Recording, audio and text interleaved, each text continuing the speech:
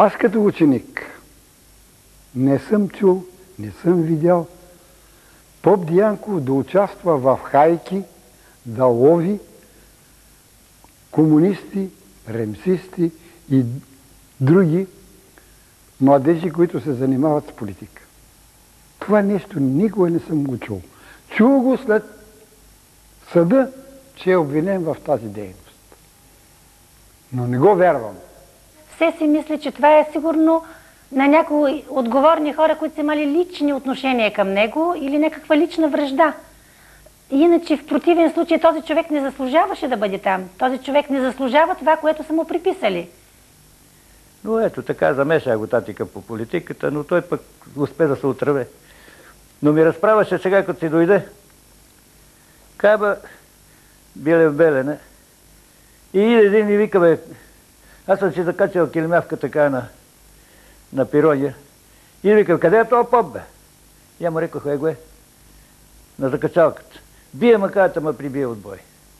За тая работа. Реко ми, ти си го изпросил. Аз на хумор, на майтап го рекох, ама той... Имало тогава 2-3 бича, имало и карцер. След известно време баща ми разправа, извикват ни по име. Той. Трябва да отидем в следствена зала, еди къде си. А тя се преминава през някакъв тунел, неосветен, с много вратички. Като минава, определено една врата се отваря, един изчезва от нас. Една врата изчезва и така нататък. Но не искам, нямам желание, той ми казал, мъчно ми е да говоря това, което са правили с мен. Просто не мога да повярвам, че е правилно. Но аз вярвам, че е било много жестоко, защото 97-8 година излезе вестник, Врачански вестник, който описва един там по убийство, който ги е изтезавал, каране. И цяла страница и половина и мало за поп Дянков, как е рипал от 5 метра върху гърдите му. С пинцета му е изкубял брадата, под ногтите са му забивали, защото когато дойде в Плевен затвора, при мен, аз с една пинцета от гърба му съм вадил черви. Това е действителността. Вадех му, беше напукан гърба му като прасеник, ръцете му от такова положение не може да се съберат, тук все беха кървясали.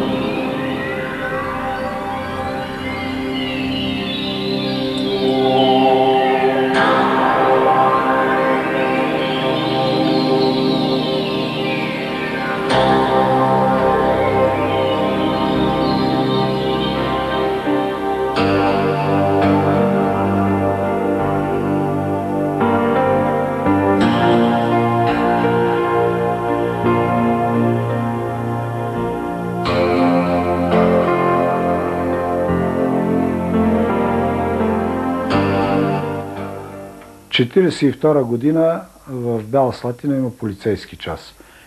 И поради това биват ангажирани общественици, учители от гимназията, лекари, може би, да правят проверки на учениците дали спазват този час и дали са на време в къщи. И те се отзовават в една квартира, където е имал няколко младежи от гимназията, които са били добри младежи. с добър успех. Един от тях е син на доктор Милчев, известен лекар и личен приятел на баща ми. Комисията се състои от директора Мечков, учител по химия Цървенков и моя баща Александър Дянков е бил учител по руски, е преподавал в това време. И не забелязали кой знае какво, момчетата може би да са учили, подробности не знам. Но на отиване вече излизат баща ми и учителът Цървенков, но директора Мечков ги спира за момент и казва: чакайте за момент, върнете се. И вижда, че тези ученици са скрили руския манифест, една книжка, в комина на къщата, на стаята. Комунистическия манифест, нали? Той е съветски манифест.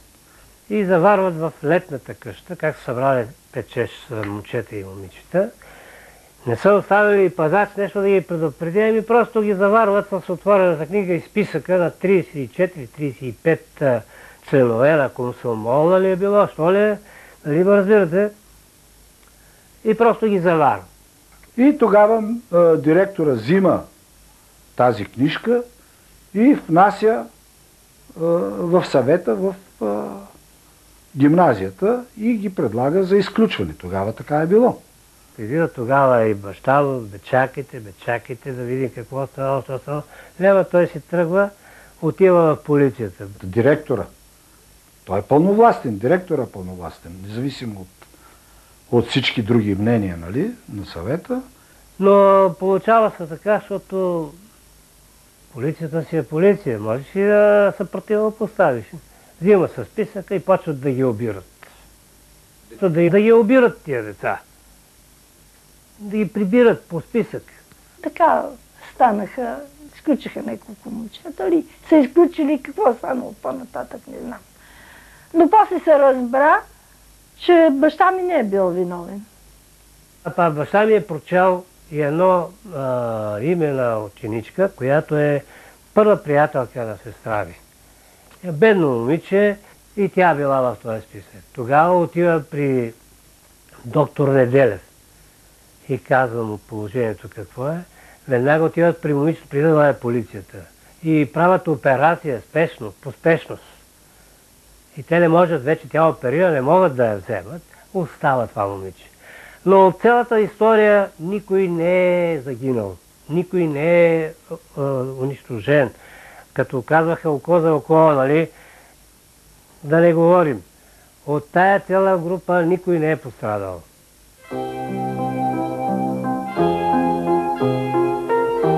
Картина. Слънце топло е огряло всеки хълм и долина.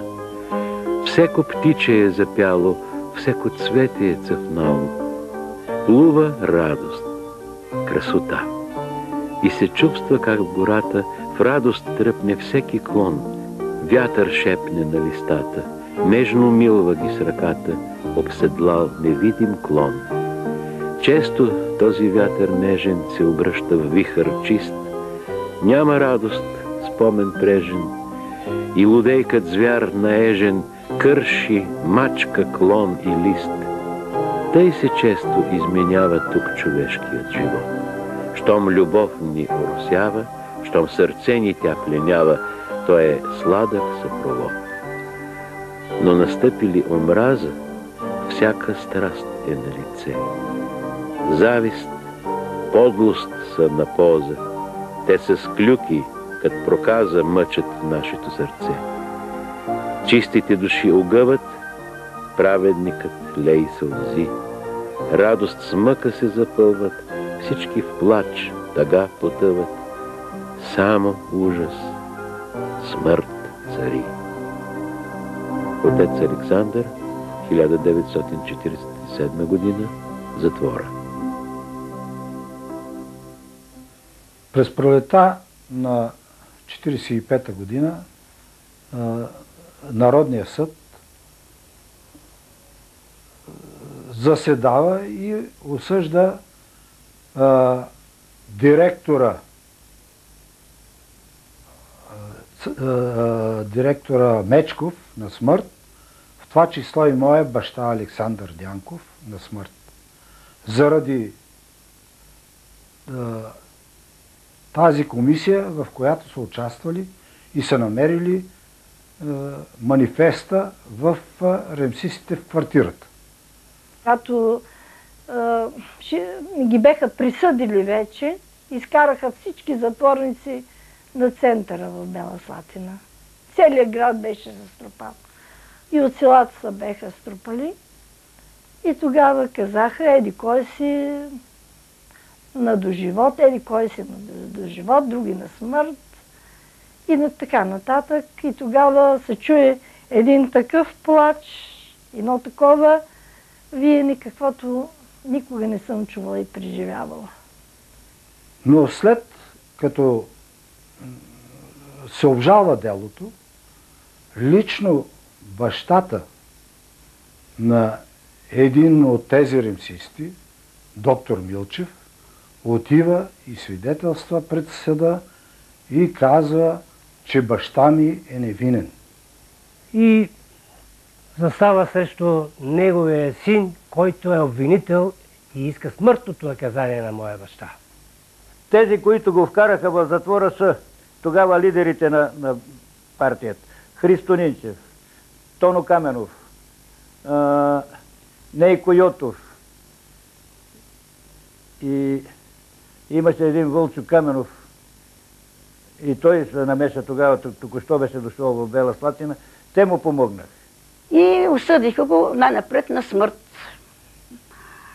И стана дума дали Мечков, директор на гимназията, или той да бъде убит. Сега каква е била сметката им, не знам. Може би трябва да си изпълни бройката. Комунист ще каже, че е сгрешил. Те са безпогрешни. Комунистите са безпогрешни. Това е техно убеждение, не може да бъде отстранено лесно. Те са безпогрешни. Нима сега в нашата система няма комунисти, които все още смятат и още мечтаят или мислят, че може да се върне комунизъм отново. Също има такива хора. Но нека си мислят само да не действат. Само да не пипат оръжието и там да не пипат. По иначе си мислят каквото ще. Историята ще ги оправи. Аз мисля и това, че омразата дойде от там, че той беше много начетен човек, изварен, голям общественик.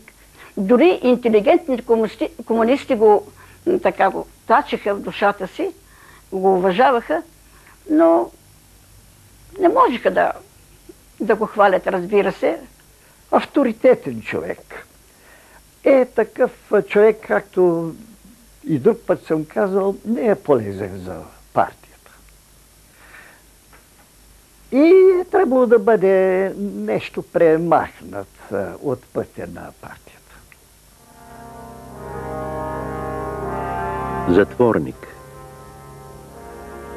Сам седя, килия малка, в мраз и студ съм заграден. Незавидна съдба жалка, в таз съдба съм всеки ден. Тук мнозина мен ме мразят, моята среща те не щат. В единочка те ме пазят, страшни мъки ме куват. Птиче малко и красиво на прозорчето дойде, зачирика си игриво, мъката ми стои от не. Благодарен аз посегнах там трошици да му дам. То хвръкна, от мен побегна, аз потънах цял в срам. Сякаш птичето ми рече, зли са хората в този век, не сърди се, о човече, ти наричаш се човек. Отец Александър, 1947 година, затвора. През време на съда извикаха момичето, което баща ми спаси, като и направиха операция, която не беше нужна, за да свидетелства срещу него, срещу баща ми. И действително тя започна така. Това е човека, който нарочно ме спаси, за да ме не арестуват, само и само после, ако дойдем ние на вас, аз да го спасявам. И не съм видял лицето на баща ми в този момент.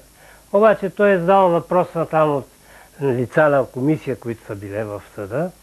И им казал, другаря Ристо Нинчев, другаря Петко Лалов, другаря Енчев, те ония, да кажат на тая и тая дата, вечерта от толкова часа, те са имали събрание, партийно събрание. Аз знаел ли съм или не?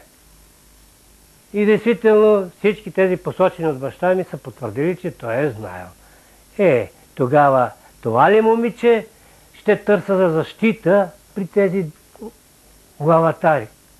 Вие кажете. Като ученик бех левичар. Верно е това нещо. Участвал съм. Бил съм на страната им. Мислех, че социализъма и комунизъма ще дойдат като светло бъдеще. Уви. Всичко е лъжа и измама.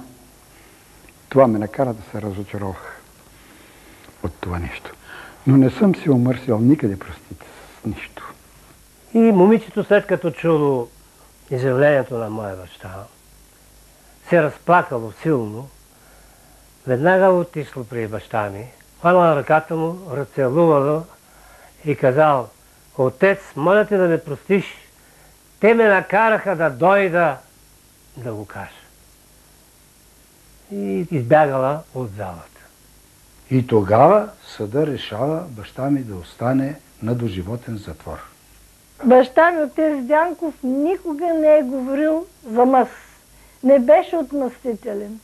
Той казваше, че с добро, доброто идва. С добро, а не с лошо. Само с добро.